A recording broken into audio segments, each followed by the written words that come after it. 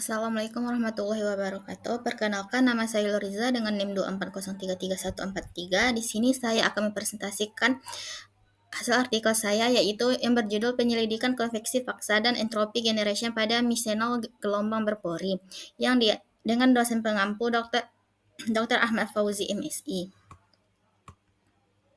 Baik, selanjutnya kita akan masuk ke pendahuluan. Mini-senol merupakan saluran berukuran kecil yang digunakan pada sistem pendingin perangkat elektronik, baterai kendaraan listrik, dan penukar panas mikro. Keunggulan mini-senol adalah rasio luas permukaan yang besar, namun alirannya cenderung laminar sehingga perpindahan panas kurang efektif. Untuk meningkatkan performa thermal digunakan metode modifikasi. Yang pertama, geometri saluran bergelombang. Yang kedua, penambahan media berpori.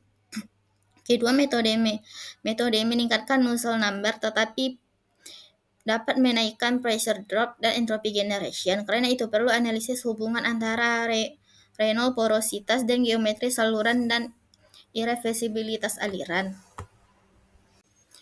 Selanjutnya kita masuk ke tujuan dan manfaatnya. Tujuannya yaitu yang pertama menganalisis pengaruh bilangan Reynolds terhadap nilai nozzle, pressure drop, dan entropy generation. Yang kedua, mengetahui pengaruh variasi porositas media berpori terhadap performa perpindahan panas dan invertibilitas sistem. Yang ketiga, membandingkan kinerja tiga jenis geometri saluran lurus, bergelombang, dan bergelombang berpori. Yang keempat, mengidentifikasi trade-off antara peningkatan perpindahan panas dengan kenaikan pressure drop atau entropy generation. Yang kelima, memberikan rekomendasi desain mini senol yang optimal untuk aplikasi pendingin berskala kecil. Untuk manfaatnya, yang pertama, memberikan pemahaman mendalam tentang hubungan antara karakteristik aliran RE, geometri media berpori, dan perpindahan panas di mini senol. Yang kedua, menjadi acuan dalam pengembangan sistem pendinginan mikro. Yang ketiga, membantu merancang mini senol yang lebih efisien. Yang keempat, memberikan dasar teoritis. Dan yang kelima, mendukung pengembangan teknologi thermal modern. Selanjutnya kita masuk ke kajian teori, di mana kajian teorinya kita menganut 4 buah teori. Yang pertama, bilangan Reynolds atau RE, yang kedua bilangan nozzle atau NO, dan tiga pressure drop atau delta P, dan yang keempat entropy generation.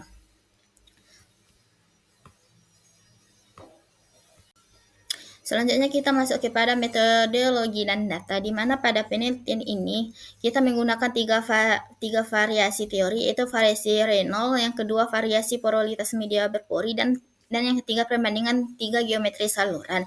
Di mana pada tabel pertama yaitu tentang variasi realitas. Di sini dapat kita lihat bahwa semakin besar realitas, maka NU-nya juga semakin besar. Begitu pula dengan sebaliknya.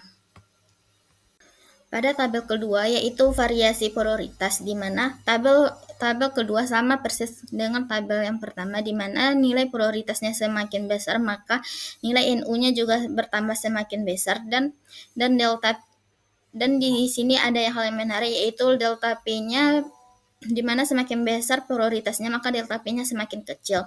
Dan pada tabel ketiga yaitu perbandingan geometri. Di sini terdapat berbeda-beda nilainya. Pada lurus NU-nya 24 dan delta P-nya 18 sampai 12 PA. Dan untuk yang bergelombang 32 dan delta P-nya yaitu 18 sampai 25 Pascal, dan yang bergelombang dan berpori yaitu 44 yang delta P-nya yaitu 40 sampai 50 Pascal.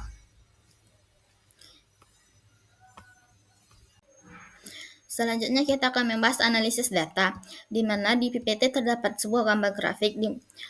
Grafik tersebut menunjukkan bahwa meningkatnya RE dari 200 hingga 1600 meningkatnya NU dari 17,4 ke 5,9, dan pressure-nya drop meningkat signifikan, yaitu dari 21 sampai 210 Pascal karena gaya gesek bertambah, dan entropy generation-nya menurun dari 6,1 ke 4,2. WK karena mixnya meningkat sehingga gradien temperatur mengecil. RE besar, perpindahan panas lebih tinggi, tetapi pompa tetap meningkat, dan di grafik menunjukkan peningkatan garis yang secara linear. Dan pada gambar grafik kedua yaitu tentang perbandingan kinerja saluran lurus bergelombang dan bergelombang berpori.